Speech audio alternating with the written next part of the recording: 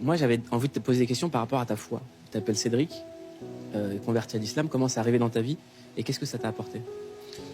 C'est une très longue histoire, à la fois très longue et très courte et facile à comprendre. J'ai toujours été chrétien.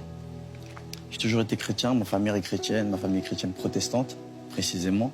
Et la personne que j'aime beaucoup, plus que tout au monde, et qui m'a initié, on va dire, à la pratique religieuse, c'est ma grand-mère qui m'a élevé pratiquement et qui m'a toujours parlé de Dieu, qui m'a dit, tu sais, il faut qu'on pense du bien de toi, Dieu, il est avec toi. Elle m'a toujours initié à la prière, au chant religieux, à l'église aussi. Et c'est grâce à elle que je suis ce que je suis aujourd'hui. Hein. Elle a été une grande cause. Et finalement, j'ai toujours été chrétien et je lisais la Bible, toujours. Je lisais toujours la Bible, j'étais croyant. Alors, je dirais pas très croyant, parce que bon, on n'est jamais très croyant. Je dirais que j'étais croyant. Et puis, ça s'est passé pendant le confinement. C'était une phase où je voulais vraiment, on va dire, je voulais me marier. Je voulais me marier, je me disais, j'ai envie de me marier, j'ai envie de trouver quelqu'un avec qui j'ai envie de faire ma vie, quelqu'un de sérieux, quelqu'un de bien. Et souvent, entre jeunes, comme ça, on me dit, oh, je cherche une halal. Tu vois, je cherche une fille bien, une halal, dans le jargon, dans l'argot. Et puis, je me souviens, j'étais avec mon préparateur physique. Et vous savez, des fois, quand on est entre garçons, on parle un peu, on parle de filles, on parle un peu de tout. Et je lui disais, ah, moi, il me faut une halal, il me faut une fille bien. Et il me disait, oui, mais Cédric, tu veux une halal, mais tu fais du haram.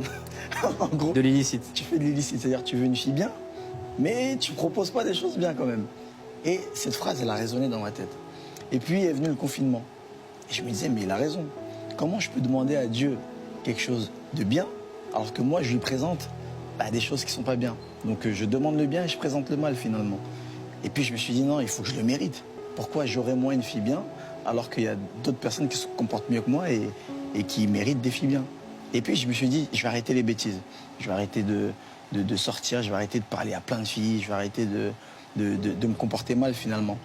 Et j'ai décidé de bien me comporter. Je me suis dit, mais comment être un bon chrétien? Et j'ai commencé à lire un peu plus la Bible, à me renseigner, comment être un bon chrétien. Je sais que par exemple dans la Bible, on ne mange pas de porc. Je sais que les juifs aussi ne mangent pas de porc. Et je sais que les musulmans ne mangent pas de porc. Je me disais finalement, mais elles se ressemblent beaucoup ces religions-là. Et j'ai commencé à faire mes recherches. Je me suis dit, bon, vu que je suis un peu perdu, je ne sais pas quelle est la vraie religion, la fausse religion, ou peut-être que c'est aucune des trois finalement. Peut-être que la religion a été inventée par les hommes comme ça pour se rassurer tout simplement. Mais par contre, j'étais convaincu que Dieu existait. Ça, je suis persuadé que Dieu existe. Maintenant, les religions, les livres, finalement, qui a écrit ces livres? Je me posais plein de questions, comme tu peux t'en douter. Et j'ai commencé mes recherches. Je me suis dit, déjà, ce qui est sûr, c'est qu'on va prendre ce qu'il y a dans les trois religions. L'alcool, le porc, tout ce qui est dans les trois religions, déjà, comme ça, moi, je suis sûr que je ne fais pas d'erreur. Et puis, quand j'ai commencé mes recherches pendant le confinement, dont seul, et ça, je suis fier quand je raconte ça à ma mère, parce que ma mère, elle avait beaucoup peur que je me sois fait influencer par des amis, comme toutes les mamans peuvent penser. Et du coup, je lui ai dit non, c'est pendant le confinement, j'étais seul à la maison, donc j'avais beaucoup de temps. Je faisais pas de jongle avec des papiers toilettes, et moi, je faisais mes recherches sur Internet, dans des livres, dans la Bible, etc. Et puis, finalement, je me suis rendu compte qu'en fait, mais non, en fait, ces trois religions, elles se ressemblent finalement. Elles ont un seul patriarche, qui est Abraham, qu'on connaît tous, Ibrahim, peu importe dans quelle langue on le nomme. Et puis c'est ça qui m'a amené à l'islam, en fait. Finalement, quand on embrasse l'islam, on n'est pas lésé. Parce que celui aujourd'hui qui est juif, il ne croit pas en Jésus, il ne croit pas en Mohamed. Celui qui est chrétien, il croit en Jésus, mais il ne croit pas en Mohamed. Et finalement, celui qui est musulman, il croit en tous les prophètes. Et c'est là où j'ai vu comme un... Je décrirai toujours cette scène où l'enquêteur, il est là dans son bureau du FBI et ils sont en train de chercher le suspect. Il y a plein de photos, plein de dessins, de maps, de cartes sur le mur. Et puis d'un coup, il regarde et là, il comprend. Et ça m'a fait exactement ça.